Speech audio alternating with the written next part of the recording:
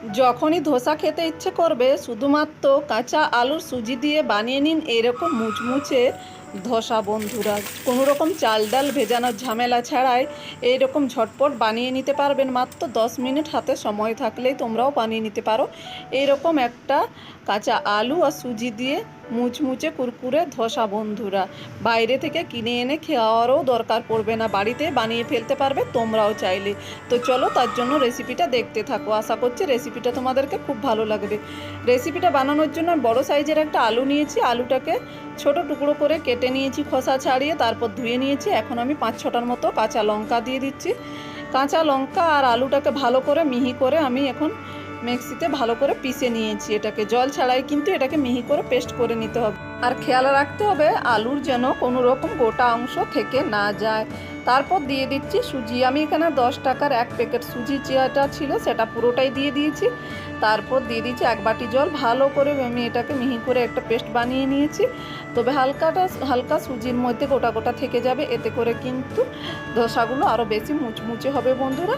গোটা থাকলে কোনো অসুবিধে নেই। তারপর দিয়ে দিচ্ছি স্বাদ মতো লবণ আর দিয়ে দিচ্ছি 1/2 চামচের মতো চিনি। চিনিটা অপশনাল, তোমরা চাইলে দিতে পারো আবার নাও দিতে পারো। তবে চিনিটা দিলে কিন্তু ধোসার সুন্দর একটা কালার আসে আর ধোসাটা বেশি মুচমুচে হয়। এখন আমি ভালো করে ব্যাটারটা ভালো করে মিশিয়ে নিতে হবে। তারপর দিয়ে দিতে হবে এর মধ্যে 1 কাপ টক দই। টক দইটা অবশ্যই দিতে হবে এর মধ্যে। তারপর দিয়ে দিচ্ছি এর মধ্যে 4 চামচ বেসন। বেসনটা দিয়ে ভালো করে দই বেসন ভালো করে আমি ব্যাটারের সঙ্গে মিশিয়ে নেব।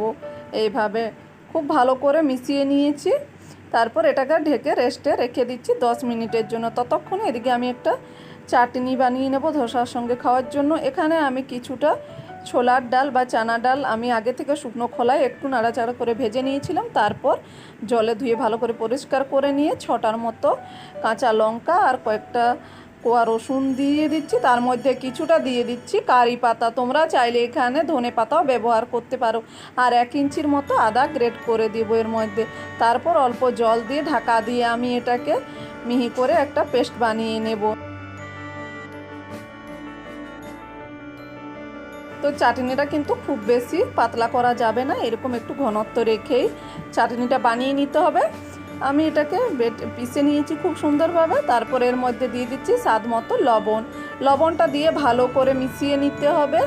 তারপর এর মধ্যে আমি ছক লাগিয়ে দেব। তবে তার আগে তেলটা গরম করে নিয়েছি আগে থেকে। তার মধ্যে দিয়ে দিচ্ছি 1/2 চামচের মতো কালো সর্ষে আর দিয়ে দেব একটা বড় শুকনো লঙ্কা আর বেশ কিছুটা কারি পাতা। এইভাবে ছক লাগিয়ে দেবেন বন্ধুরা। আর এই চাটনিটা তোমরা শুধু ধোসাতে নয়, এটা ইডলি বড়া পকোড়ি যে কোনো কিছুর সঙ্গে পরিবেশন করতে পারো। অসম্ভব সুন্দর লাগে খেতে এটা।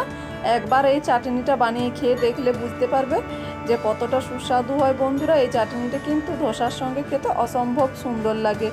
তো এখন আমি একটু নাড়াচাড়া করে মিশিয়ে নিয়ে এর মধ্যে চাটনির মধ্যে ছক লাগিয়ে দিচ্ছি। তারপর ভালো করে চামচের সাহায্যে মিশিয়ে নেব। আর হ্যাঁ বন্ধুরা, তোমরা যারা প্রথম আমার চ্যানেল ভিজিট করছো অবশ্যই চ্যানেলটিকে সাবস্ক্রাইব করে দিও। আর চ্যানেলের পাশে থাকা বেল আইকনটি প্রেস করতে ভুলো না বন্ধুরা। এতে করে নতুন ভিডিও আপলোড করলে সঙ্গে সঙ্গে অল নোটিফিকেশান তোমাদের কাছে পৌঁছে যাবে।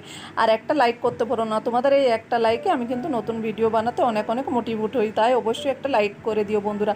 10 মিনিট হয়ে গেছে। সুজিটা দেখো একটু ঘনত্ব হয়েছে ফুলে। তবে আমি জল দেবো না এর মধ্যে। এর ব্যাটারের ঘনত্ব কিন্তু একদম পারফেক্ট আছে।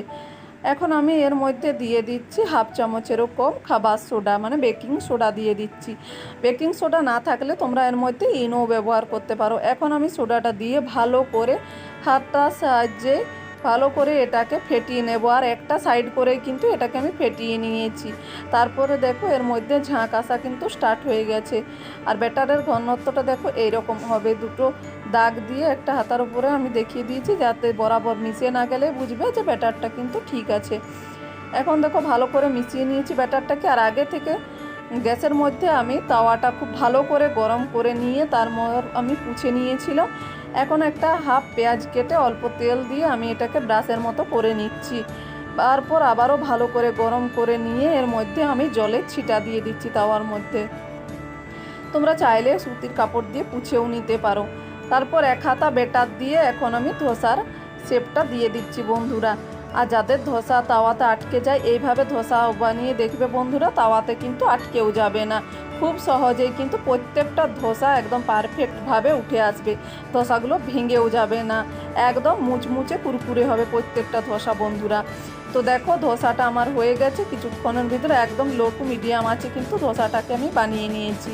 আর দেখো ধোসাটা কিন্তু কতটা সুন্দরভাবে উঠে আসছে আর একদম মুচমুচে হয়েছে। প্রত্যেকটা ধোসা তোমরা যদি এইভাবে বানাও কিন্তু মুচমুচে একদম দোকানের মতো হবে বন্ধুরা ধোসাগুলো। আর খেতেও কিন্তু দুর্দান্ত লাগে এই সুজি আলুর ধোসাগুলো। তো দেখো এইভাবে ধোসাটা আমি উঠিয়ে নিয়েছি, কতটা সহজে ধোসাটা উঠে এসেছে। এখন একটা প্লেটের মধ্যে উঠিয়ে রেখে দিচ্ছি।